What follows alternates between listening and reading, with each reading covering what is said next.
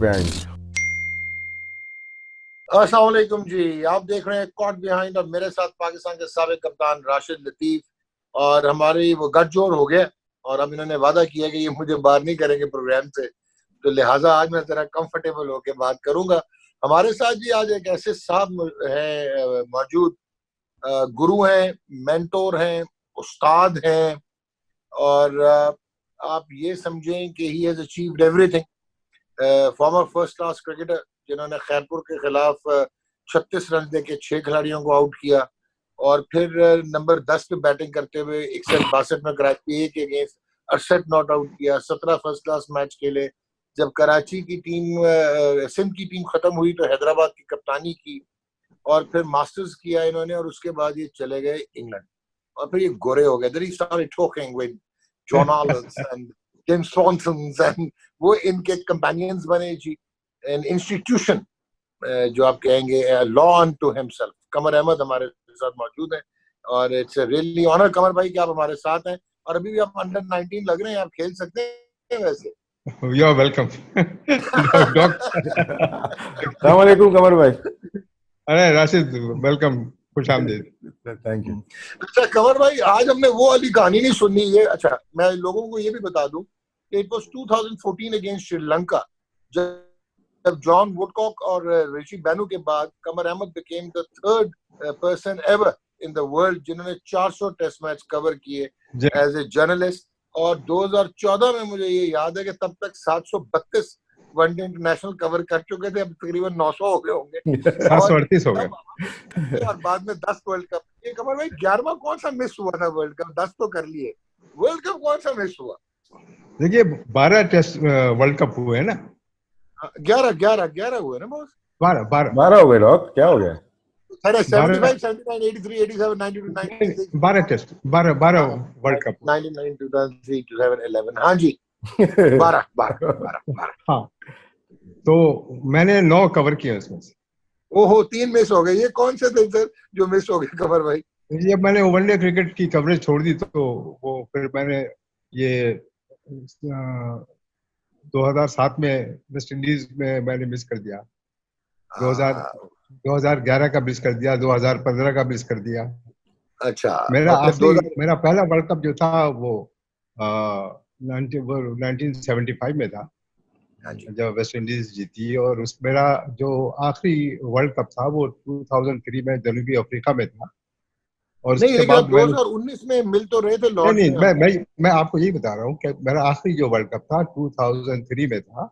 तो मैंने जब वो 2007, 2011, 2015 का वर्ल्ड कप कवर नहीं किया तो फिर मैंने ये डिसाइड किया, क्योंकि पिछला वर्ल्ड कप 2019 का मेरे घर में था, यानी विलायत में लंदन में, जहाँ मैं 50 साल रहा हूँ और जहाँ मैं अपना कैरियर सहाफत और ब्रॉडकास्टिंग में बनाया, बड़ी मुश्किल में स्ट्रगल करके कि मैं 5 पाउंड लेके यहाँ से गया था। किसी पाकिस्तानी को 5 पाउंड से ज्यादा लेकर जाने की इजाजत नहीं थी इस मुल्क से जब मैं गया था 1964 में। राइट। हाँ, पासपोर्ट पे स्टेट बैंक ठप्पा लगा देता था कि आपको 5 पाउंड दिए गए। उस जमाने में ये करेंसी एक्सचेंज वगैरह नहीं थी। उस पर कमर भाई रेट क्या था? वो 12 रुपए का 1 पाउंड था और 1787 रुपए का PIA का टिकट लेकर मैं विलायत गया था। ओ क्या बात है। तो आप समझ लें कि वो जमाना और ये जमाना। डॉग पहला सवाल मैं करूंगा। आप करें कमर भाई, जैसे आपने स्ट्रगल की बात की, आपने स्ट्रगल की होगी किस तरह से यहाँ से क्रिकेट को छोड़ के फिर उसके बाद इंग्लैंड में मूव हो जाना, और वहां पे भी स्ट्रगल की होगी। अपनी सहाफत, क्रिकेट और सहाफत की थोड़ी सी रुदात सुनाइएगा प्लीज। बिल्कुल, बहुत दिलचस्प रुदात यूं है कि मैं जब हम लोग इंडिया से माइग्रेट होके आए थे बिहार से ना, तो जिस इलाके से हम आए थे वहाँ बिहार में क्रिकेट नहीं होती थी, मैंने क्रिकेट कभी देखी भी नहीं थी। तो क्रिकेट मैंने असल में सीखी हैदराबाद सिंध में, स्कूल में मैंने पहली दफा क्रिकेट देखी। अच्छा। और फिर मुझे शौक यूं हुआ कि मुझे स्कूल के कप्तान ने कहा कि आपको क्रिकेट आती है? मैंने कहा नहीं, मैं तो फुटबॉल खेलता हूँ। तो उसने कहा कि क्रिकेट तो थोड़ी बहुत तो आती होगी। मैंने कहा मैं थोड़ी बहुत खेल लेता हूँ, हालांकि जिंदगी में कभी नहीं खेला था। तो मेरी क्यूरियोसिटी जो है वो क्रिकेट में यूं बढ़ गई तो जब उसने मुझे बैटिंग करने को कहा तो जो फास्ट बॉलर स्कूल का गेंद कर रहा था मुझे, तो मुझे हैरत ये हुई कि ये गेंद गिरने के बाद ये मूव क्यों हो जाती है, कभी अंदर आ जाती है कभी बाहर आ जाती है। तो इसमें मेरी क्यूरियोसिटी बढ़ गई बॉलर बनने की। तो मैं जब जाता था घर से स्कूल, स्कूल से घर, तो टेनिस की बॉल से इलेक्ट्रिक के पोल पे, एक पोल से दूसरे पोल पे गेंद करता था कि स्ट्रेट गेंद कर सकूं मैं। तो एक दिन जो मेरे स्कूल के कप्तान ने कहा कि आप खेलेंगे मैच में, हमारा एक प्लेयर शॉर्ट है लड़का। मैंने कहा मैं बॉलिंग करता हूँ, मैं बैटिंग नहीं करता हूँ, इसलिए मैं स्ट्रेट गेंद फेंकने लगा था। अच्छा उसने मुझे मैच में खिला दिया और मैंने उनको मैच जितवा दिया, 4 विकेटें ले गया मैं। अच्छा। तो हाँ, तो जब मैंने मैट्रिक पास किया 54 में, तो I was quite a reasonable cricketer. तो फिर कॉलेज में जाते ही मुझे 1954 में मैंने मैट्रिक पास किया था। तो उस वक्त मेरे साथ जो लड़का था उसका नाम था अतात हुसैन, वो दूसरे स्कूल का था। और हम दोनों इतने एज ए स्पिनर और वो as a fast bowler famous हो गए कि उसको इंडिया के खिलाफ जब खिलाया तो उसके 2 बाउंसर पड़े दतू फटकर के हाथ पे, अब हाथ टूट गया उसका। अच्छा। अगर आप लोग, हाँ, वो 19 मैं 12th मैन था 1955 के 3 डे मैच में तो डॉक्टर को याद होगा हैदराबाद में। कुछ ना कुछ। तो वो उसके तो हाथ टूट गया फटकर का, जिसने ब्रैडमैन को एक जमाने में 48 में बोल्ड किया था ऑस्ट्रेलिया में। तो वो 2 टेस्ट नहीं खेल सका मनकट की कप्तानी में। तो बाय द टाइम 1955 में पहला इंटर यूनिवर्सिटी मैच में खेला पंजाब के खिलाफ, पंजाब यूनिवर्सिटी ग्राउंड में। एसएफ रहमान कैप्टन थे उस जमाने, पहली दफा जावेद बर्की इंटरवर्सिटी का मैच खेले थे मेरे जमाने में, वो मेरी एज के थे तकरीबन। और उसके बाद एक क्लब थी हैदराबाद में, फ्रेंड्स क्लब, और मैं खेलता था जामोट क्लब से। तो वो मुझे फर्स्ट क्लास क्रिकेट में खिलाते नहीं थे, कहते थे हमारी क्लब ज्वाइन कर लो। तो जब मैंने उनकी क्लब ज्वाइन की तो उन्होंने मेरे काजिम ट्रॉफी में डेब्यू करा दिया मेरा। तो उस डेब्यू पे मेरा पहला कैच जो था फर्स्ट क्लास क्रिकेट में, वो हनीफ मोहम्मद का था। अच्छा। First catch that I took. Dog और ये तो ये कमर भाई एक मिनट कमर ठहर जाए, भाई, कमर डॉक्टर भाई साहब आपने ये तो 5 अब घंटे नहीं का नहीं सर, प्रोग्राम हो राशिद जाएगा। आप ठहर जाए। नहीं, कमर भाई ने दुखती रग पे हाथ रख डॉग ये दिया तो है। 5 आपने डॉग ये कहा कि आप जम्मू, हाँ डॉग ये जी, तो 5 घंटे का शो हो जाएगा। आप नहीं पूरी नहीं रात ठहर मुझसे जाए। बात करते रहेंगे। नहीं नहीं, आपने ये कहा कि आप जमोट से खेलते थे तो इसलिए आपको फर्स्ट क्लास नहीं खिलाते थे। आज भी ये यही हो आपने रहा है। बात की 1954-55 की, ये उस तो जमाने ये में भी 2020 में भी ऐसा ही हो रहा है। ये डॉग उस जमाने में कमर भाई डिस्क्रिमिनेशन, उस जमाने में डिस्क्रिमिनेशन थी। और जो इंडिया आई तो सिंध का जो मैच अभी था, भी है। नहीं सुने जरा आप, ये बड़ी अच्छी कहानी है। तो उन्होंने कहा ये आप 12th मैन है और आपका ये फास्ट बॉलर खेलेगा इंडिया के खिलाफ अतात हुसैन, और जिसके गेंद पे फटकर के हाथ टूटा। तो मेरे साथ एक साहब खड़े हुए थे, बड़ी हैदराबाद में सर्दी थी रानी बाग में, और वो डफल कोट जो विलायत में लोग पहनते हैं, जिस तरह क्रिकेट के बेल्स की तरह बटन होते हैं, तो वो गर्म कोट पहने हुए थे छोटे से कद के। तो हमारे सिंध क्रिकेट के एसोसिएशन के लोगों ने बोला कि आप तो 12th मैन है, पानी पिलाएंगे, तो आप ऐसा करें, ये नए नए विलायत से आए हैं, ये कमेंटेटर हैं, तो आप एक लिस्ट बना दें खिलाड़ियों की सिंध के और इंडिया के, और जब कोई फील्डिंग करे बॉलिंग करे तो उंगली रख दें उसके नाम पे, तो कमेंट्री करेंगे। और वो आपको बता दूं कमेंटेटर कौन थे, Omar Kureishi. Oh. Would you believe this? Omar Kureishi the legend. That's how I met Omar Kureishi. अच्छा कमल भाई, वही आप राशिद ने जो बात की कि अगर हम आपकी लाइफ हिस्ट्री में चले गए ना जी जी तो ये तो गेम ऑन हो जाएगी। जी। मुझे ये बताएं कि आपने एक लड़का आपके पास आया था इंग्लैंड फ्लैट में, तो वो जरा कहानी जल्दी से सुनाएं कि वो लड़का कौन था। आप जानते भी नहीं थे, आप थे भी नहीं फ्लैट में, और वो आ गया और फ्रिज खोल रहा था। वो क्या हुआ था स्टोरी? वो आजकल पाकिस्तान के वजीर आजम है।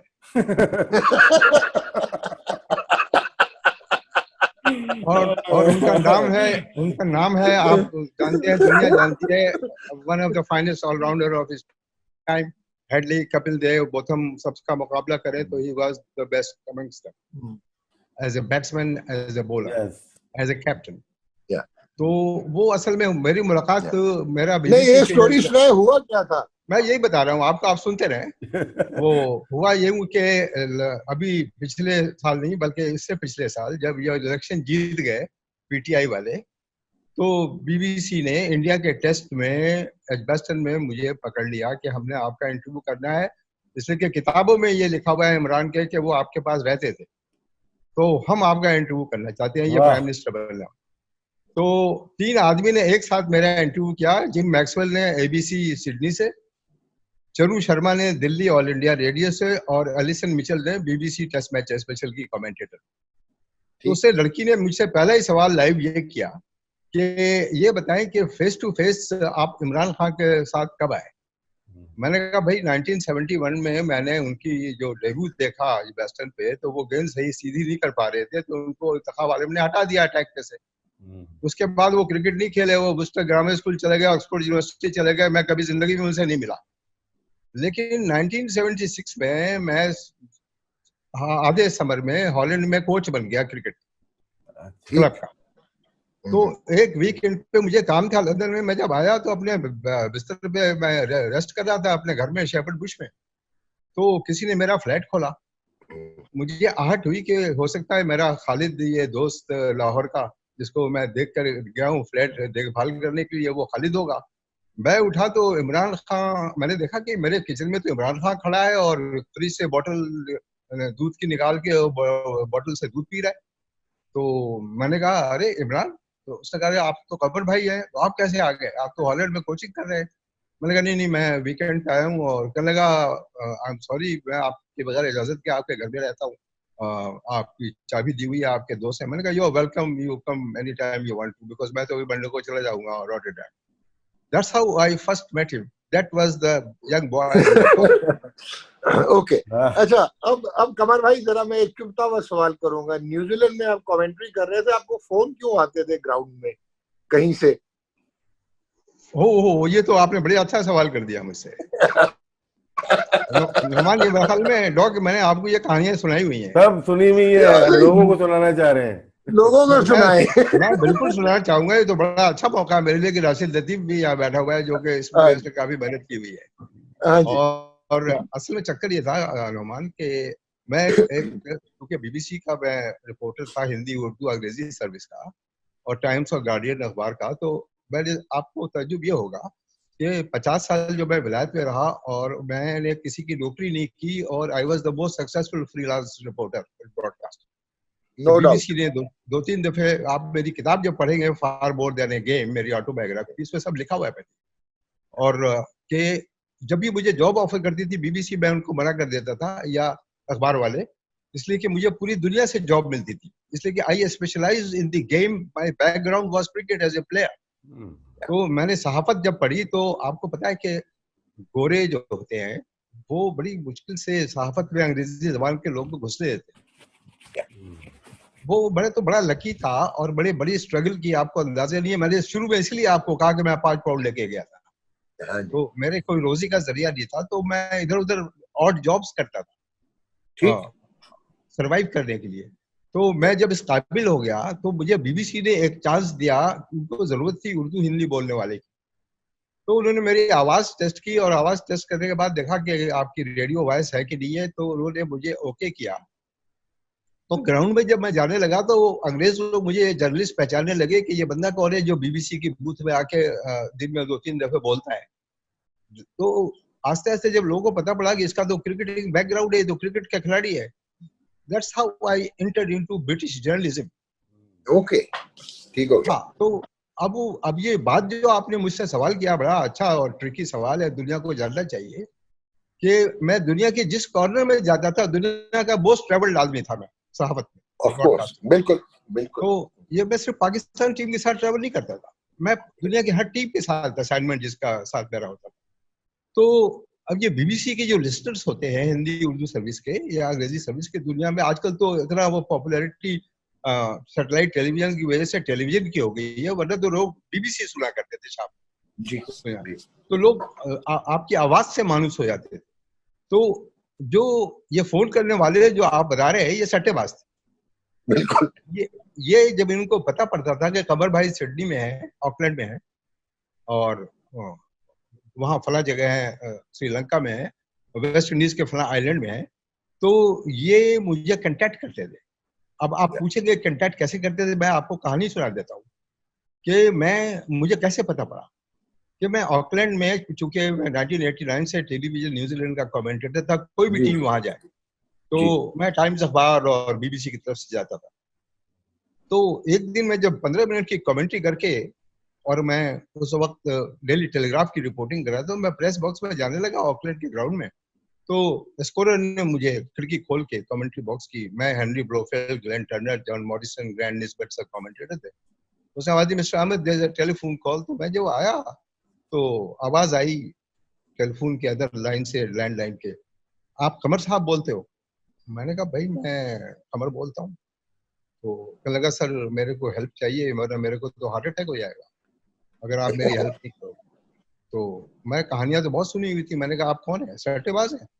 बोला सर मैं स्टॉक एक्सचेंज में काम करता हूँ सर, बम्बई। तो मैंने कहा इसका मतलब है कि आप सट्टा उट्टा खेलते हैं? तो कहने लगा जी सर वो। मैंने कहा आप, मैं सबसे पहले, इससे पहले कि आप मुझसे बात करें, आप मुझे ये बताएं कि आपको मेरा फोन नंबर कैसे मिला है इस कमेंट्री बॉक्स का। उसने कहा सी आप बीबीसी के आदमी हैं, अभी आधे घंटे पहले आपको $1 हमने टीवी पे भी देखा है यहाँ आपका इंटरव्यू। तो हम लोग मंथली पेमेंट करते हैं टेलीफोन ऑपरेटर को गवर्नमेंट के, और वो लोग दुनिया में जिसका फोन नंबर मालूम करना था है, तो उन्होंने ऑकलैंड के टेलीफोन ऑपरेटर को रिंग करके आपका नंबर ले लिया है कमेंट्री बॉक्स का। तो मैंने कहा आप चाहते क्या है? बोला सर वो मैं उस वक्त इंडिया के साथ टूर कर रहा था, to tell you the truth. तो साहब फला फला जो खिलाड़ी है ना उसको आप मेरा मैसेज दे दो, वरना मैं, मेरा हार्ट फेल हो जाएगा। मैंने कहा भाई वो मेरी बात ये है कि वो खिलाड़ी का नाम तो बताया मुझे आप। उसने नाम बता दिया। जब नाम उसने बताया तो मैंने उसको कहा कि देखे वो खिलाड़ी सेकंड स्लिप में खड़ा हुआ है, अगर वो बैटिंग कर रहा हो तो मैं जाके कुछ कह दूं उसको। कहने लगा साहब दुनिया में जहां जितने पैसे चाहो ले लो, लेकिन मेरी जान बचा लो, आप उसको मैसेज किसी तरह से दे दो आप। मैंने कहा कि देखिए मैं आपको बता रहा हूँ वो सेकंड स्लिप में खड़ा है। तो कहने लगा कि सर ये तो बहुत आसान काम है, वो तो ऑकलैंड का एडन पार्क छोटा सा ग्राउंड है, जब ओवर होने लगे ना तो आप बाउंड्री लाइन पे जाके उसको बुला के बोल दो कि ये मैसेज है। तो मैंने कहा भाई मैसेज क्या है? बोला मैसेज ये है कि जो सुबह तय हुआ सब खत्म है, वरना सर मैं मारा जाऊंगा।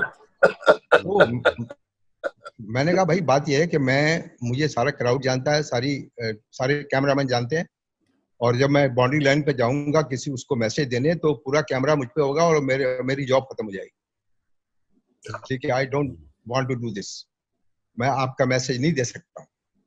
तो उसने कहा सर मेरी जान बचा लो। अब मैं उर्दू में बात कर रहा था, वो हिंदी, अपना हिंदी जबान। तो वो जो ग्लेन टर्नर, हेनरी ब्लोफेल्ड, ये सारे जो कमेंट्री कर रहे थे वो देख रहे थे कमर के चेहरा ऊपर नीचे, इसका मुंह चेंज हो रहा है। जैसे ही मैंने कहा देखिए आपका नाम क्या है? बोला नाम नहीं बोलूंगा सर, जब आप उसको बताओगे उस खिलाड़ी को तो उसको पता है मेरा नाम। तो मैंने कहा आइंदा आप मुझे फोन नहीं करना प्लीज। और मैंने फोन जब बैंक किया तो कमेंटेटर जो थे गोरे, उन्होंने कहा कि you are looking very angry and upset, what is the matter with you? मैंने उनको कहा कि अभी मेरे साथ ये हादसा हुआ है।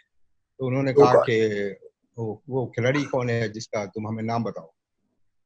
हमने कहा कि this will die with me, I will not tell you the name, I will not disclose the name. This is unethical, or I am not going to disclose it. But this is what is just happened to me. तो मैं ये कह के निकला। शाम को भारत का कप्तान अजहरुद्दीन वो प्रेस कॉन्फ्रेंस में बात कर रहा है, मैं खड़ा हुआ हूँ। तो जिसको आदमी को मैंने मैसेज देना था राशिद, वो ड्रेसिंग रूम से निकला तो उसको मैंने इशारा किया उस इंडियन को। मैंने कहा यार बात सुनो, आई एम सॉरी, सुबह तुम्हारा एक मैसेज था मैं तुमको दे नहीं पाया हूँ और तुम तो स्लिप में फील्डिंग कर रहे थे। अब एक सोचे कि एक बीबीसी का रिपोर्टर एक सट्टेबाज की बात कर रहा है एक खिलाड़ी से, उसकी तो हवा निकल गई खिलाड़ी। उसको पता पड़ गया कमर भाई को, और वो कह लगा सर उसका नाम। मैंने कहा नहीं, वो बता रहा था आप नाम जानते हैं उसका। तो वो और भी एकदम से अबाउट टर्न हुआ और अंदर डर के मुझसे भाग गया वो। अच्छा।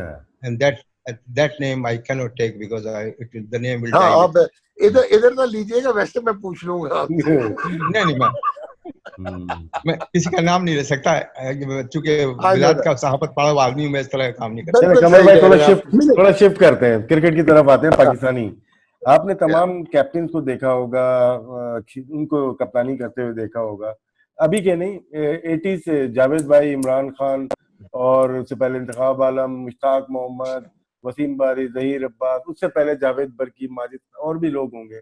तो आपको इनमें, हनीफ अंकल, इनमें कौन सा कप्तान लगा लीडरशिप क्वालिटी हो और जिसने फ्यूचर का देखा होगा पाकिस्तान क्रिकेट का? देखो राशिद और नुमान, मैं सबसे बोस्ट करता हूँ कि मैं शायद पाकिस्तान का वाहिद आदमी हूँ जिसने पाकिस्तान के हर खिलाड़ी को एक्शन में देखा हुआ है। वाह। वाह, कोई खिलाड़ी भी बहुत बड़ी नहीं ये बात। क्लेम कर सकता पाकिस्तान का। हाँ जी, बहुत खिलाड़ी बड़ी बात। खेलेगा 5 साल 10 साल 15 साल, रिटायर हो जाएगा। या ठीक है, मैं 50s में इनके खिलाफ खेला हूँ। या मैंने 1951 का अनऑफिशियल टेस्ट एक दिन देखा है, जिस दिन कारदार 50 बनाए और हनीफ मोहम्मद ने 64 बनाया और वो अनऑफिशियल टेस्ट जीत गया एमसीसी के खिलाफ 51 में। I was Karachi A school Gymkhana. Boy. मेरा प्रिविलेज ये है कि 50s और 60s में एटलीस्ट मैं इनके खिलाफ फर्स्ट क्लास क्रिकेट खेला हूँ सबके साथ। और उसके बाद मैं रिपोर्टर बन गया, जर्नलिस्ट बन गया, तो मैंने सारे पाकिस्तान के खिलाड़ियों को इन एक्शन, इंक्लूडिंग मियां मोहम्मद सईद, अच्छा। यावर सईद के वालिद जो अनऑफिशियल कैप्टन थे। अब आपने कप्तानी की बात की है ना, तो मैंने दुनिया के सारे कप्तान पिछले 60 साल में देखे हैं टेस्ट क्रिकेट में, और उनको पर्सनली जानता भी था सब लोग, इंक्लूडिंग हफीज कारदार साहब, जी। और इंक्लूडिंग लेन हटन से लेकर के टेड डेक्सटर से लेकर आप जिसका नाम ठीक ले, बॉबी सिम्पसन, और ठीक। सबसे पहले दुनिया के बड़े बड़े कप्तानों से मिला हुआ, रिची बेनो, इयन चैपल, डॉन ब्रैडमैन, सबसे। लेकिन पाकिस्तान की आप कप्तानी की जो बात करते हैं ना, तो मेरी नजर में 2-3 ऐसे आदमी हैं जो टैक्टिकल ब्रेन जिनका था कप्तानी करने। कप्तान तो पाकिस्तान के बहुत सारे हो गए हैं। अब लोग कहते हैं जी कि मिसबाहुल हक सबसे कामयाब कैप्टन थे पाकिस्तान के। ऑफ कोर्स ही वाज, लेकिन बात दरअसल ये है कि जिसने अपनी आंखों से आई विटनेस चीजों को देखा हुआ हो, लोगों को देखा हुआ हो, उनके मूवमेंट्स को देखा हुआ हो, उनके टैक्टिक्स और उनके उनके साइकोलॉजिकल मूवमेंट्स को देखा हुआ हो कप्तानी करते हुए, मैं समझता हूं कि पाकिस्तान के जो बेस्ट कैप्टन मैं समझता हूं एज ए जर्नलिस्ट, वो एक हफीज कारदार थे। हालांकि he was an average player, very average player, but he was educated. He played county cricket. He played one test for India, or he knew his cricket, or he was very tactical. He had tactical brain. और उनके उनके साथ तो मैं जिस आदमी को सबसे ज्यादा कंपैरिजन करता हूँ और वैल्यू करता हूँ एज ए कैप्टन, वो मैं समझता हूँ कि वो मुश्ताक मोहम्मद था। यस। ओके, जबरदस्त। मेरे ख्याल से मुश्ताक मुश्ताक मोहम्मद। मोहम्मद जी जी, मेरा भी यही आइडिया था टैक्टिकल। वैसे। देखो राशिद, कप्तानी ये नहीं होती कि आप टेस्ट मैच जीत जाए या कोई मैच जीत जाए। कप्तानी ये नहीं होती है कप्तान कि आप अपने खिलाड़ियों को कंट्रोल में रखें। कप्तानी ये होती है कि आपका रोब दबदबा भी हो, और एंड मौके पे जिस वक्त सिचुएशन डिमांड करती है उस वक्त आप टैक्टिकल मूव्स आपके सही हो, ठीक। ताकि गेम का पासा पलट जाए। मैं समझता हूँ इस मामले में जब मैंने देखा हनीफ कारदार को ऑस्ट्रेलिया के खिलाफ 1956 के टेस्ट में नेशनल स्टेडियम में, मैंने 1955 का टेस्ट भी देखा पहाड़ी पे बैठ कर नेशनल स्टेडियम पे। उस पर स्टैंड वगैरह नहीं थे नेशनल स्टेडियम में। वो स्टेडियम कफीलुद्दीन साहब, एक बंगाली चीफ इंजीनियर पीडब्ल्यूडी के, उन्होंने बनाया था। वो बोर्ड के बीसीसीपी के ट्रेजरर भी कफीलुद्दीन अहमद साहब रहे थे। मुझे इस बात से बड़ा दुख होता है कि उनका नाम जो मेन गेट पे बारादरी पे लगा हुआ था, वो निकाल के रेनोवेशन के वक्त फेंक दिया गया। आज तक उनका नाम नहीं लगाया। अच्छा। 3.5 महीने में नेशनल स्टेडियम उन्होंने बना के खड़ा कर दिया। और मेरे ख्याल में समझता हूँ कि उनकी खिदमत इतनी जबरदस्त थी कि उन्होंने वकार हसन, हनीफ मोहम्मद को 150 रुपए पे सिनेमा इंस्पेक्टर की जॉब दी हुई थी पीडब्ल्यूडी में क्रिकेट खेलने, उस बंगाली पीडब्ल्यूडी के इंजीनियर ने, और उसका नामो निशान नेशनल स्टेडियम से मिटा दिया। ये कितनी बड़ी ज्यादती की बात है। तो बिल्कुल ठीक कह रहे हैं। कारदार की कप्तानी जो मैंने देखी, फजल को यूज करते हुए, फजल महमूद जैसे ग्रेट बॉलर को, खान मोहम्मद को, महमूद हुसैन को, या जो भी लोग थे उस जमाने के, और बाद में मुश्ताक मोहम्मद ने मेरे खिलाफ डेब्यू किया था आजम ट्रॉफी में। I took his wicket, and he took your wicket by the way. he took my wicket, I took his wicket. Yes. और मैंने सादिक मोहम्मद को भी डेब्यू पे उसके आउट किया हुआ था, उसके डेब्यू पे। और मैं फजल के खिलाफ भी एक इनिंग खेला। The only first class game I played, I made 26 against Fazal's bowling. और मैं जब 2-3 दफे उसके लेग कटर में बीट हुआ, मैं समझता हूँ कि उससे बड़ा विशेष लेग कटर बॉलर कभी मैंने देखा नहीं जिंदगी में अपने। तो Hanif Mohammad non striker end पे थे और उन्होंने कहा कि तुम मेरे फुटवर्क को देखो, जब तुम सरवाइव करोगे, वरना तुम अगर फॉरवर्ड खेलोगे इस लेग कटर में तो 2 सेकंड में कॉट बिहाइंड हो जाओगे। तो ठीक। I watched Hanif Mohammad from non-striker end and I made 26 in 1 hour. I faced Fazal, the only one and only time. But what I want to say कि ना हनीफ मोहम्मद इतने बड़े कप्तान थे, ठीक। ना फजल महमूद और ना इम्तियाज अहमद। कारदार और मुश्ताक मोहम्मद को हमेशा मैं प्लेस करता हूँ। Successful captain Imran Khan, yes. Javed Miandad had a tactical brain, but he lacked lot of things. ठीक। यानी वो प्लेयर्स उनके काबू में नहीं थे, अनफॉर्चुनेटली। और जब प्लेयर्स कप्तान के काबू में ना हो और उसकी बात ना सुनते हो या उसकी इतनी रिस्पेक्ट ना करते हो तो फिर वो कप्तान नहीं रहता। आप देखिए माइक ब्रैडले ने जिंदगी में कभी सेंचुरी नहीं बनाई टेस्ट क्रिकेट में, but he was considered to be one of the greatest captain of England. Yeah. तो ये कप्तान की बात जो आपको मैंने आपको बताया। तो मुश्ताक भाई का आपको क्या था कि स्ट्रेटेजिकली, टैक्टिकली, पर्सनालिटी? देखिए, the only Pakistan player to make a double century and in a test match and take 5 wickets. Yeah. ठीक है। उसके अलावा if he was not a good batsman, he would have been as good a bowler. ठीक। मैं समझता हूँ he was a very fine bowler. और चूंकि वो बैटिंग में एक्सेल करता था तो वो ज्यादा बॉलिंग नहीं कर सकता था, उस कप्तानी की रिस्पॉन्सिबिलिटी थी। मैं समझता हूँ कि जिस तरह से वो कप्तानी कर रहे थे न्यूजीलैंड के खिलाफ या भारत के खिलाफ 1978 के टेस्ट सीरीज में, अगर आपको याद हो आप लोगों को कि जब 18 साल बाद टीम यहाँ पर आई थी, तो मैन ऑफ टैक्टिकल ब्रेन जो क्रिकेट को पूरी तरह समझता हो, मैं समझता हूँ कि मोहम्मद फैमिली में हनीफ भाई क्रिकेट को बहुत समझते थे और मुश्ताक मोहम्मद, ये दोनों क्रिकेटिंग ब्रेन्स थे, लेकिन कप्तान मुश्ताक मोहम्मद अच्छा था। कमर भाई, क्या ये बात ठीक है कि मुश्ताक मोहम्मद ने बॉलिंग इंतखाब आलम साहब की वजह से छोड़ी थी कि उनको मौका मिल जाए? दूसरा ये कप्तानी 77 में सिडनी टेस्ट और 79 में Melbourne test, back to back Australia में 2 टेस्ट मैच जीतना, टोटल हम 4 मैच जीते हुए ऑस्ट्रेलिया में। तो ये वजह भी है कि उनकी कप्तानी। फिर कार्टर यूनाइटेड में एज ए कोच गए 97-98 में, वो जीते, और उसके बाद वर्ल्ड कप 99 में थे। उनकी खिदमात को हमने हासिल नहीं किया, हमने लिया नहीं पूरा, क्योंकि वो दुनिया के चंद बड़े ब्रेन में थे। क्योंकि जावेद भाई का फेवरेट कैप्टन और प्लेयर जिनको कॉपी किया जावेद भाई ने, वो मुश्ताक मोहम्मद थे। देखिए, राशिद वेस्ट इंडीज में भी टेस्ट जितवाया उन्होंने, मुश्ताक मोहम्मद, अगर आपको याद हो 1976 के सीरीज 100 भी किया और पंजाबी लगाया। जी, और परफॉर्म भी किया, ठीक है ना, परफॉर्म भी किया। तो परफॉर्म भी किया। बात दरअसल ये है कि अभी राशिद ने जो बात की है ना, कि देखिए खिलाड़ियों की रिस्पेक्ट और इज्जत और लोग सराहते उस सिस्टम में है जहां पर सिस्टम होता है। अनफॉर्चुनेटली जिस मुल्क में चीजें सिस्टमेटिक ना हो, डोमेस्टिक क्रिकेट या इंटरनेशनल क्रिकेट या हायरिंग और firing of the cricket board officials. Chandra Paul खेला था, छोटा सा बच्चा खेला था, वो उसका पहला मैच था शायद, 3 डे मैच कनाडा में, ग्रेनेडा आइलैंड में। बताएं जरा वो डिटेल, मुझे याद शायद ना हो। चंद्र पॉल आया था, आते ही साथ उसने यस रमीज भाई कैप्टन थे, वकार को बोला आराम से बॉल करना, बच्चा है ये। जी, बिल्कुल सही कह रहे हैं आप, बिल्कुल याद आ गया। वो गयाना का लड़का था चंद्र पॉल जी, और वो एक मछेरे का बच्चा था, मछेरे का बेटा। अच्छा। हाँ, और वो आपको पता है फिर वो एक हिस्टोरिक बैट्समैन बन गया वेस्ट इंडीज का।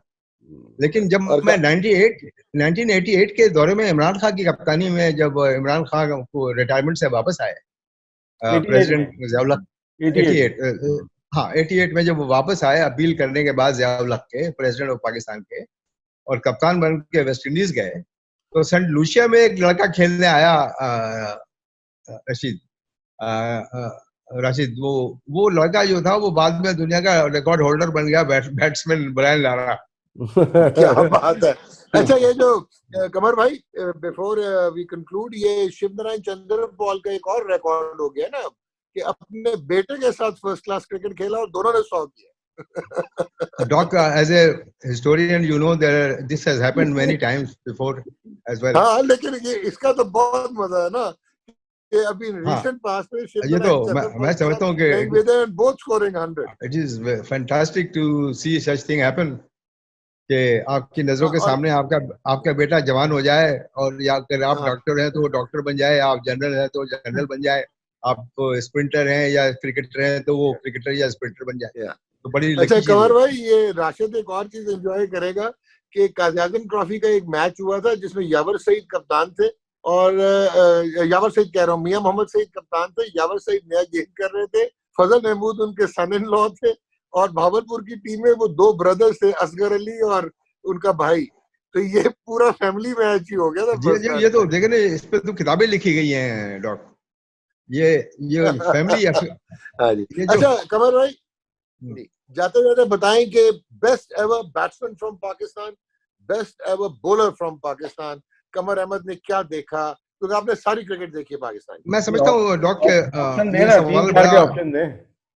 वो देखो, हर एक राशिद, हर एक के अपना चॉइस होता है। जी जी जी। अगर आप 100 आदमियों से खड़े होकर सड़क पर लिस्ट लिखवाएं कि आपकी बेस्ट टीम पाकिस्तान की कौन सी है, तो वो डिफरेंट होगी हर एक की, है ना। ठीक। लेकिन मैं एज ए सहाफी, एज ए जर्नलिस्ट, चूंकि सबको देखा हुआ है, तो ये सवालात मुझसे दुनिया में हर लोग करते हैं। तो मैं आपको बताता हूँ, technically, temperamentally, concentration wise, footwork wise, I think the best Pakistan batsman was Hanif Mohammad. Okay done, ठीक। Okay, the most graceful, the most stylish Z batsman भाई, that I watched in my life in the last 50 years was Zahir Abbas. Z भाई ठीक हो गया।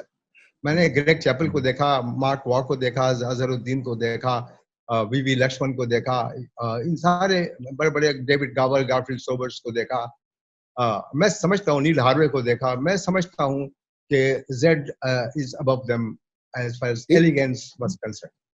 Done. Pakistan का most intimidating batsman, बॉलरों को challenge करने वाला, बॉलरों को डरा देने वाला, वो जावेद मियांदाद.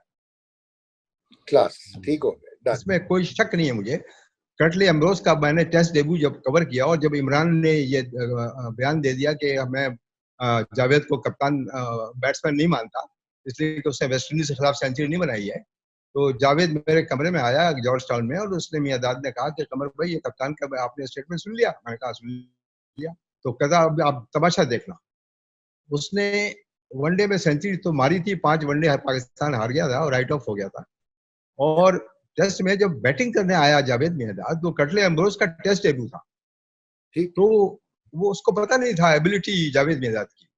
उसने आके उस वक्त बाउंसर पे लिमिटेशंस नहीं थी, तो कटले एम्ब्रोज ने एक बाउंसर मारा मियांदाद को, उसने गली के ऊपर से चौका मारा उसको, उस बारे में हेलमेट लगाता नहीं था मियांदाद, तो दूसरा बाउंसर मारा तो लेग साइड पे चौका मारा उसको, कटले एम्ब्रोज को. और जब वो बॉलिंग मार्क पे वापस जाने लगा, तो जावेद मियांदाद हाफ पिच पे जाके खड़ा हो गया. ये जस्ट इमेजिन. और वो जब पलटा बॉलिंग करने के लिए, वापस दौड़ने के लिए, उसने देखा मियांदाद तो हाफ पिच पे खड़ा हुआ है, तो उसने इशारा किया, तुम ये क्या कर रहे हो, what are you doing man. तो जावेद ने उसको इशारा किया, एक बाउंसर और मारो. उसने तीसरा बाउंसर मारा, तीसरा चौका, और उसने उसको इतना हिला दिया कि वो पागल हो गया, इधर उधर गेंद करने लगा. जावेद ने 100 कर दिया.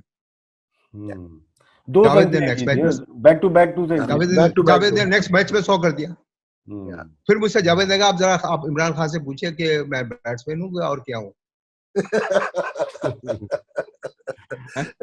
अच्छा, और बॉलर्स बताएं कमर भाई. देखिए, बॉलर्स मैंने फजल से लेकर पाकिस्तान के खान मोहम्मद, महमूद हुसैन, सलीम अल्ताफ, आसिफ मसूद, सरफराज नवाज, और फिर वसीम, इमरान, वसीम, वकार, अब्दुल कादिर, सबको मैंने देखा. ठीक है ना. मैं समझता हूं कि मेरी जिंदगी में मैंने Ray Lindwall, Keith Miller, Statham, Trueman, Lillee, Holding, Roberts, Garner Marshall, Thomson, सबको मैंने देखा हुआ है. मेरी देखिए, अपनी घर की मुर्गी दाल बराबर. मेरी नजर में दुनिया का ग्रेटेस्ट बॉलर जो मैंने गेंद करते हुए देखा है, वो वसीम अकरम. डन, क्या बात है, ठीक है। Agreed. I got to acknowledge my people.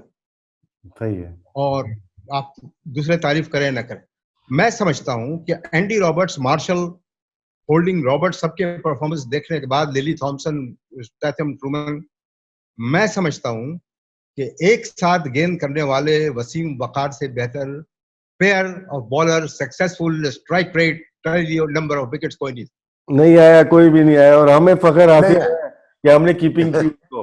Of course, Qamar you were भाई one of best the wicket ये तो बड़ी अच्छी बात you है। were one of the best wicket keepers of Pakistan. कमर भाई मुझे बताएं कि बेस्ट विकेट कीपर आपने इम्तियाज अहमद देखा, आपने जी। अपना वसीम बारी देखे, आपने जी। तस्लीम आरिफ देखे, आपने मसूद इकबाल देखे, आपने सारे अशरफ अली देखे, अनिल दलपत, मोइन खान, सलीम यूसुफ, तो ये किधर थे राशिद भाई? देखिए डॉक, आपको पता है कि सबसे पहला पाकिस्तान के ऑफिशियल टेस्ट में विकेट कीपर हनीफ मोहम्मद। हनीफ मोहम्मद, हाँ जी, ठीक है ना।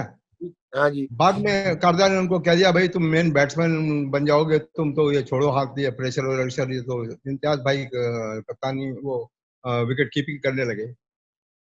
अगर आप स्कोर कार्ड उठा के देखें 50s और सवाने का, bold Fazal got Imtiaz, bold Fazal got Imtiaz, bold Fazal because of the leg cutter out swing and all that. Vicious bowler Fazal was fantastic bowler.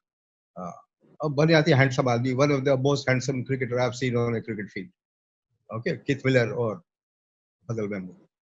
अच्छा, अब विकेट कीपर, इम्तियाज के बाद जो लोग विकेट कीपर आए हैं, Imtiaz was safe wicket keeper, ठीक है ना। लेकिन जो ग्रेटेस्ट विकेट कीपर पाकिस्तान का जो समझा जाता है एज ए विकेट कीपर, वो वसीम बारी था। ठीक, he may not bat like Rashid Latif और मोइन खान, ठीक है ना, और Imtiaz Ahmed, but he was very acrobatic, very agile, diving in the slips, leg side, right side, stumping and all that. Collection बहुत अच्छे थे उनके, ठीक है, कलेक्शन भी बहुत अच्छा था, लगता था दूर से कि विकेट कीपर है, जिस तरह राशिद लतीफ लगता था कि विकेट कीपर है, ठीक है ना। तो मोइन मैं नाराज समझता हो हूं जाएगा, मोइन नाराज हो जाएगा। मैं सुन ले, आप मेरी बात सुन ले पहले आप। सुनाइए। मैं समझता हूं कि पाकिस्तान के जो बेस्ट विकेट कीपर है, बहुत से हुए हैं, उनमें इम्तियाज, वसीम बारी, मोइन खान, राशिद लतीफ, और लेटली मैं सरफराज अहमद को क्रेडिट दूं कि जिस तरह सरफराज नवाज को लोग ज्यादा एक्नॉलेज नहीं किया करते थे, हालांकि वो ही was one of the finest bowler, Sarfraz Nawaz medium pace bowler था, बेहतरीन रिवर्स स्विंग वगैरह का आर्ट उससे सीख लोगों को सिखाया हुआ था, एंड मेरी नजर बहुत अच्छा बॉलर था सरफराज नवाज और आसिफ मसूद, दोनों फास्ट बॉलरों में। उसी तरह मैं समझता हूं कि लोग रेट नहीं करते हैं सरफराज अहमद को, वेरी सक्सेसफुल जी। आप उसके रिकॉर्ड उठा के देखें, उसको खामखा लोग मलाइन करते हैं कि जी ये फलां और ये और वो that's a different ball game altogether, because we don't have a proper system. जबरदस्त डॉक्टर साहब। चले कमर भाई, टाइम टू गो। मजा आ गया, लवली। मैंने कहा ना आपको सालों चाहिए, लगा टाइम गुजर गया। मेरे ख्याल में आपको 5-6 सीरीज करनी पड़ेगी। हाँ, करनी पड़ेगी, ये कोरोना बिल्कुल करनी पड़ेगी, गेम होने के साथ करनी पड़ेगी। राशिद, लेकिन फैक्ट ये है कि जो मैंने एक लफ्ज बोला था ना, वो रस्मन नहीं था। कमर भाई इज एन इंस्टीट्यूशन, अल्लाह इनकी उम्र बहुत लंबी करे। एक दफा फिर इनके टेस्ट मैच की तादाद और ओडीआई की तादाद बता दें लोगों के लिए। नहीं, जाने से पहले मैं ये कहूँ, he has an emotional heart. ये जिस तरह मैं बीमार हुआ और जिस तरह ये मेरे साथ खड़े रहे और कंसर्न थे, वो thank you so very much Qamar भाई, you have really been a role model. और कुछ भी नहीं यार, 450 टेस्ट कवर किए, 450 टेस्ट और 732 मैंने वनडे किए हुए थे, इंक्लूडिंग 9 वर्ल्ड कप, लेकिन अब 738 वनडे हैं। और T20 का पहला मैच, जो हिस्ट्री का पहला मैच है काउंटी क्रिकेट का, वो कवर किया। उसके बाद कोई T20 मैच मैंने कवर नहीं किया। ये भी माइकल क्रिकेट नहीं थी, ये भी माइकल होल्डिंग है, T20 कवर नहीं करते।